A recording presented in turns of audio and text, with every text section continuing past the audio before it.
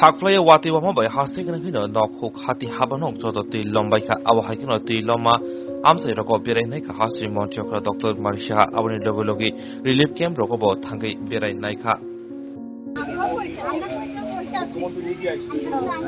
চিন্তা করেন না সব সরকার দল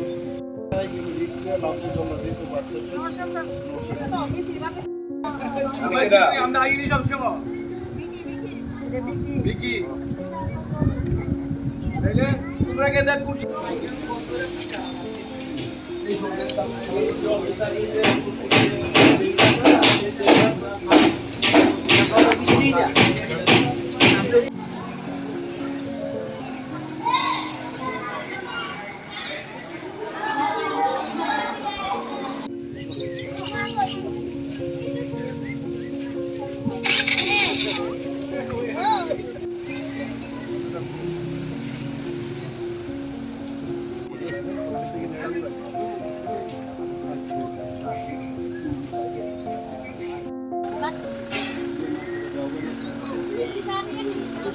একজন লোক লেখা সমস্যা লাগে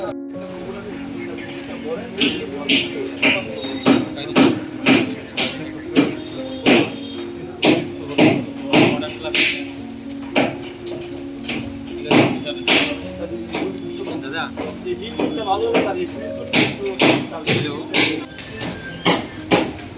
হ্যালো হ্যালো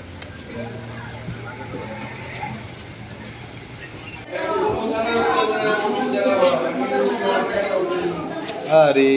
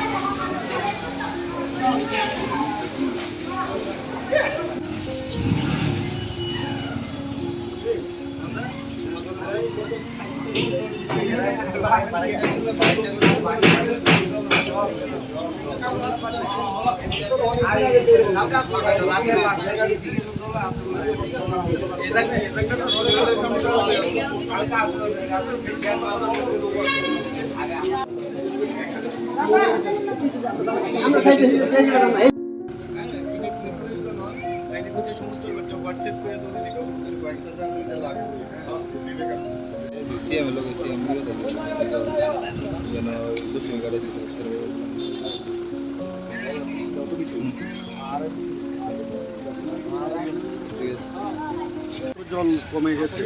তো এখানে বটজোয়ালির 46 নম্বর 47 নম্বর যে বুথ সেখানে জল ব্যাকফ্লো হচ্ছে তো সেই সব জায়গা দেখছি কিছু কিছু জায়গার মধ্যে আমরা শরণার্থী শিবিরও করেছি কিছু ভোট আনার জন্য আবার ব্যবস্থা করেছি আমি কালকে 6টা ভোট চলেছে আগরতলা শহরে এখানেও আমি এখন বলেছি আধিকারিকদের